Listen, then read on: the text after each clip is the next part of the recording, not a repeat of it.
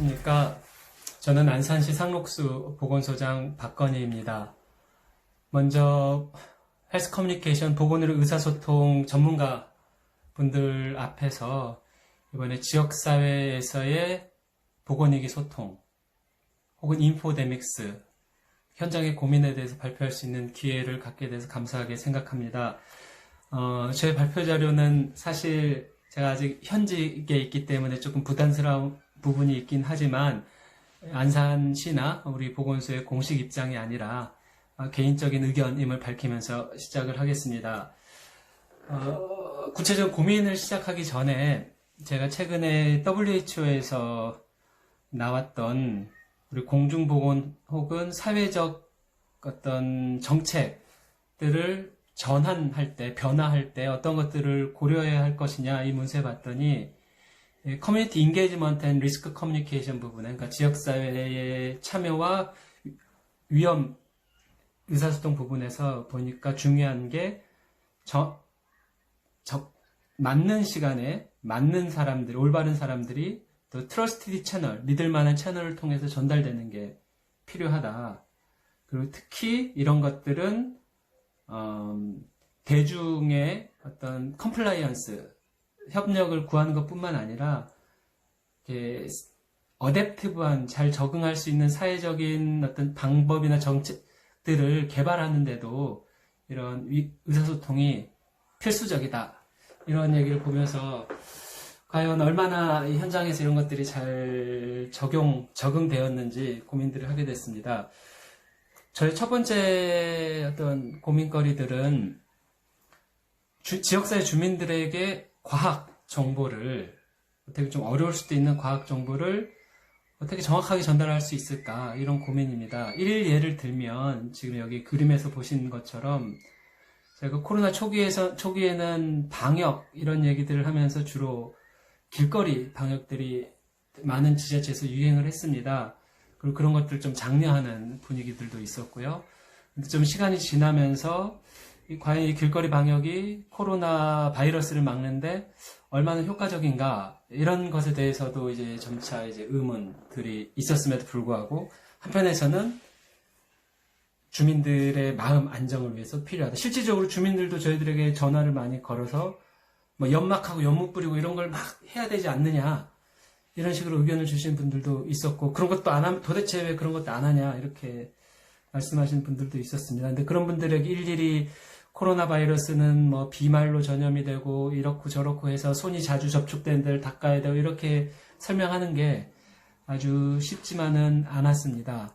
그리고 또 뭐 드론을 써서 뭐 방역을 한다거나 뭐 살수차로 이렇게 뿌리는 그러한 이런 경우도 있었습니다. 근데 지금은 이제 대부분 어느 정도 시간이 지나면서 인지가 잘 돼서 저희 안산시에서도 주로 하는 것은 동사무소에서 저희가 그 소독 약품을 나눠드립니다. 나눠드리면 이제 각자가 그걸 받아가셔서 닦는 소독을 이제 열심히 하는 식으로 정리가 됐는데 그리고 이제 손 씻기의 중요성과 뭐 이런 것들이 정리가 됐는데 이게 좀 더 빠른 시간에 아까 뭐 right time, 뭐 right person 이런 것처럼 좀 더 빠른 시간에 빠른 방식으로 이런 과학 정보가 전달이 됐으면 좋겠는데 그런 부분에 있어서 질병관리본부나 중앙정부에서 하는 일도 있긴 하지만 지역사회에서 지방정부나 지역사회 커뮤니티에서도 할 수 있는 부분들이 있는데 이런 부분들이 아직까지는 좀 더 많이 고민이 되는 부분입니다. 뭐 마스크 사용도 이제 마찬가지죠. 뭐 초기에는 써야 된다 말아야 된다 뭐 이런 얘기들이 있다가 지금은 이제 뭐 무증상 감염이나 그리고 마스크 수급이 원활해지면서 자연스럽게 이제 특히나 이제 대중공간에서는 마스크를 쓰는 게 이제 규범처럼 되었는데 이제 마스크와 관련된 것도 이제 과학 정보와 또 이제 마음의 안정이라든지 혹은 민원에 대한 대응 이런 사이에서의 지역사회나 지자체 역할 이런 고민들이 있었습니다. 두 번째는 이 다양한 스테이크홀더, 다양한 역할자들 사이에서 의사소통인데 특히 이제 중앙광역 지방으로 내려오는 이 수직적인 체계와 지역사회에서 다양한 다 부문 간의 의사소통인데 대표적인 예가 이제 학교 등교와 관련된 부분입니다.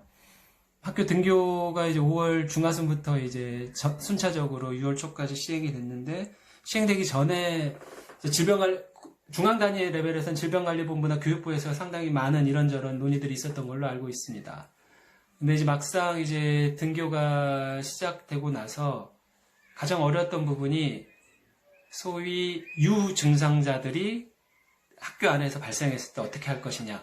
근데 처음에는 증상의 정의도 질병관리본부의 지침과 교육부의 지침은 조금 달랐습니다. 교육부는 좀 더 약간 광범위해서 제가 정확한 워딩은 지금 기억은 안 나는데 이제 배가 불편한 거라든지 무기력함이라든지 제너럴 위크니스 이런 것들도 증상으로 있었기 때문에 초기에 한 일주일 정도는 아주 경미하게 아픈 아이들도 다 선별진료소로 이제 오는 경우가 있었습니다. 왜냐하면 또 학교 입장에서는 학교의 보건교사나 학교에 있는 선생님들이 이 아이가 코로나인지 아닌지를 분별할 수 있는 이런 영능이 되지 않기 때문에 이것들을 이제 선별진료소로 많이 이렇게 모이게 되는 경우가 있습니다. 시간이 지나면서 그런 것들은 또 정리가 됐죠. 그리고 여기 기사에서 보는 것처럼 광주에서 결국에는 위양성자로 나중에는 정정이 됐지만 양성자가 나오게 되면서 전수조사를 했는데 이게 질병관리본부의 지침에 따르면 밀접 접촉자들만 자가격리로 분류가 되고 그리고 자가격리자들을 바로 또 검사를 시행하지는 않습니다. 원래 이게 증상이 있는 사람들만 검사를 시행하는데 또 학교라는 특수한 상황 때문에 자가격리에 해당되는 학생들은 진단검사를 미리 시행할 수 있긴 하지만 자가격리자에 해당되지 밀접 접촉자에 포함되지 않는 학생들까지 전수 조사를 하게 되는 상황.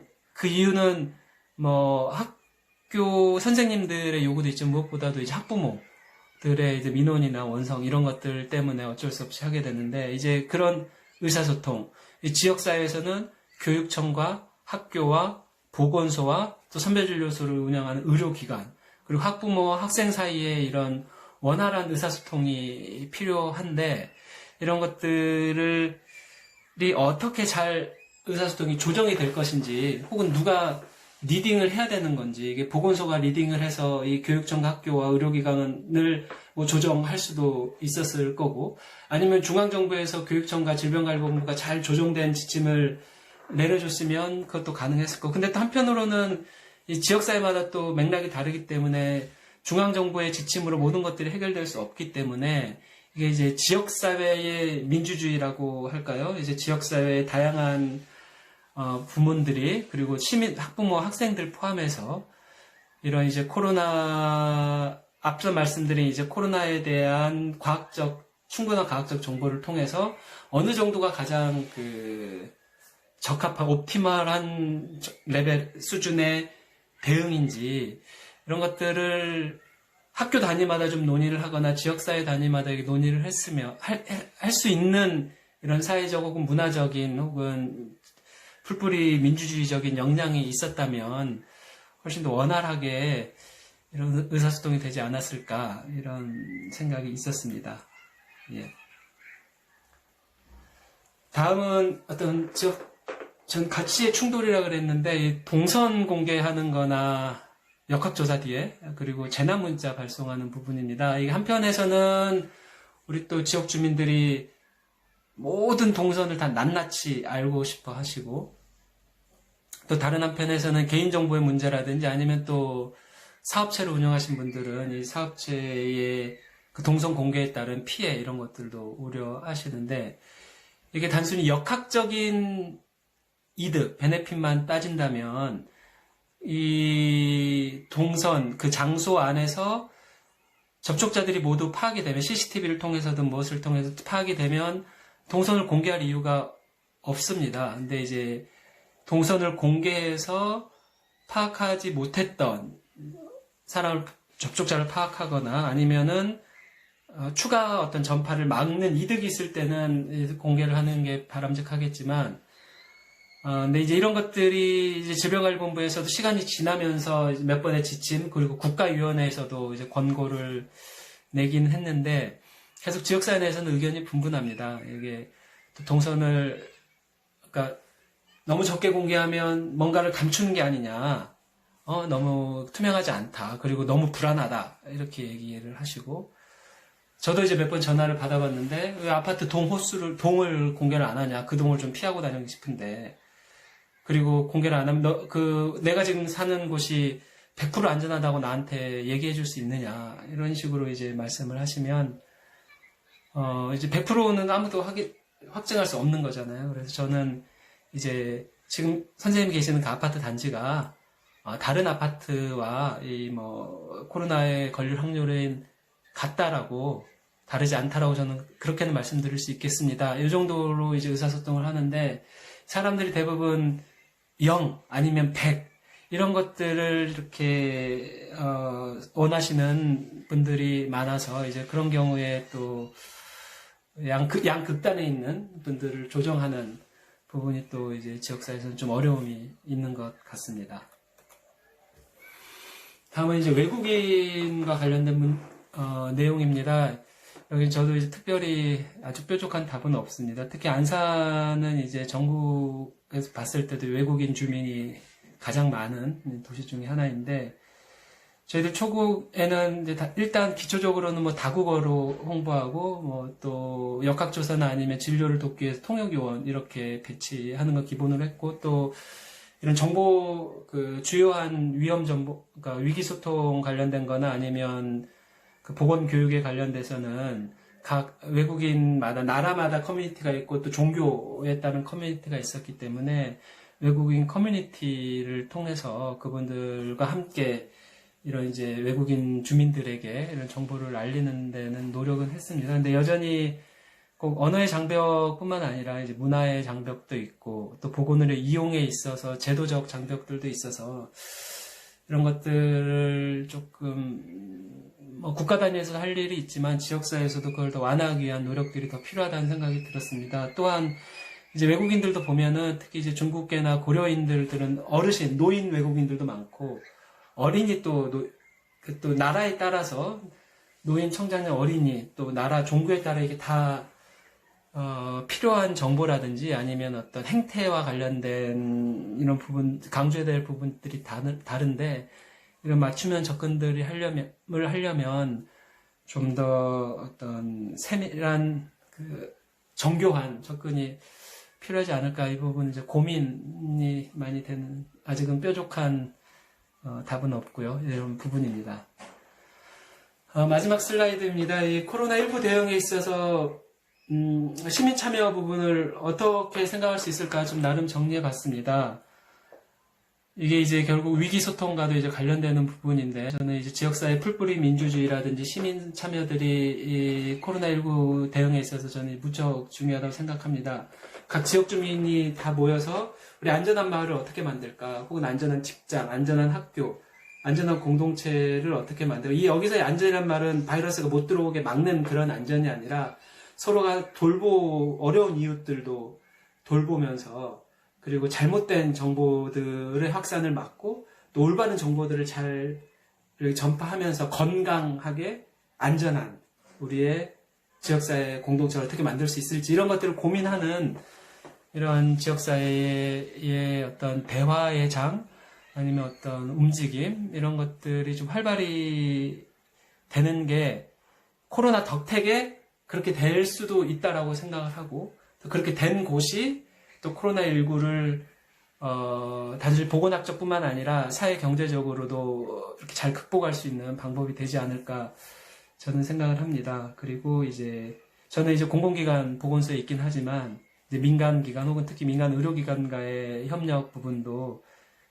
예를 들면 시군구에는 의사회를 통한 혹은 병원장들이나 병원협회를 통한 이런 협력이라든지, 특히 이제 안산의 주요 좋은 자원 중에 하나인 의료복지 사회적 협동조합, 사회적 기업인 사회적 협동조합과 함께 여기 사진에 나온 것처럼 사회적 협동조합 자체적으로 이제 코로나 대응을 했던 것들을 정리해서 리포트로도 냈습니다. 그래서 사회적 시민사회라든지 사회적 기업, 사회적 협동조합과의 협력 부분들이 강화되는 것도 좀 중요하다고 생각합니다. 네, 이상입니다. 감사합니다. 예, 감사합니다. 저라도 박수를 치도록 하겠습니다. 예, 감사드리고요. 첫 번째 포문을 좀 열어주셨습니다. 굉장히 인상적이었던 내용 중에 하나는 그 전문가들은 어떤 퍼센티지에 대해서 얘기하지만 사람들은 0 아니면 100으로 대답을 해달라고 한다. 근데 어찌 보면은 또 그게 일반 사람이죠. 뭐 저를 포함해서. 그래서 그런 부분에서 참 소통에 있어서 참 쉽지 않은 어떤 사안이 있었던 것 같습니다. 그리고 그 안산은 제가 그 발표하신다 그래서 제가 그 소장님 뒷조사를 좀 해보니까 그 안산 상록 이쪽이 좀 굉장히 모범 사례로 언론에도 여러 번 보도가 되기도 하고 좀 그랬었던 것 같아요. 그래서 어쨌든 실제적으로 느꼈었던 거에 대해서 또 이론적으로 이렇게 말씀을 해주셔서 너무 감사를 드립니다. 그러면 간단하게 일부 발표를 듣고 그 다음에 Q&A 세션을 간단하게 조금 갖도록 하겠습니다. 아까 말씀드렸던 것처럼 지금 시간이 사실 2시라서 그렇게 만만한 시간은 아닙니다. 그래서 질문들이 많이 들어올 거라고 예상들은 안 되는데 일단은 그러면 그 통해서 질문을 받을 수 있고 그다음에 제가 질문 드릴 수 있고 그다음에 여기 플로어에 계신 분들이 질문을 할 수가 있습니다. 제가 먼저 그러면 질문을 하나를 좀 드리고 싶은데요. 소장님 아까 말씀하신 것처럼 그 참 갈 길이 멀다라고 말씀을 하셨는데 지금은 이제 그 핑거 크로스라고 그러죠. 저도 이제 뭐 바라건대 빨리 코로나가 참 안정이 됐으면 좋겠습니다. 하지만 소장님이나 저나 계속해서 이 그 현업을 이어가야 되는데 혹시 코로나19가 안정이 된 다음에 선생님께서 그 지역 사회에서 이 주민들 대상 혹은 이 소통과 관련돼서 그런 포스트 코로나에 대해서 그 시대에 어떻게 조금 그 보건소의 역할을 보고 계신지 아니면 본인의 역할은 이렇게 뭐 설령 코로나19가 안정이 되더라도 이런 활동을 좀 해야 되겠다라는 어떤 그런 청사진을 조금 생각해 보신 적이 있으신지 그거에 대해서 조금 말씀을 해주시면 어떨까 싶습니다.